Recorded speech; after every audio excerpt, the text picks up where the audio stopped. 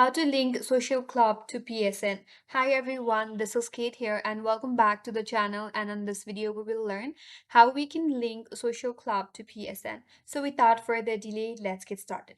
So for that, first of all, you have to log in into rockstarsgame.com. So once you're logged in into your Rockstar or your social club account, now navigate to your profile at the top right and click on it. From here, head over to the account, and under account, navigate to the settings option. So once you're under your settings, navigate to this menu bar at the top on your right hand side.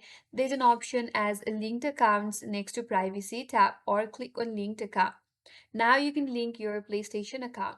Click on link account on their PlayStation, then it will ask you to enter your PlayStation account. So you have to log in into your PlayStation account, and with that your PlayStation account will be linked on your social club. That's it. That's all for today's video. Hope this video was helpful, and if you're new to our channel, consider subscribing. Thank you for watching and stay tuned for more videos.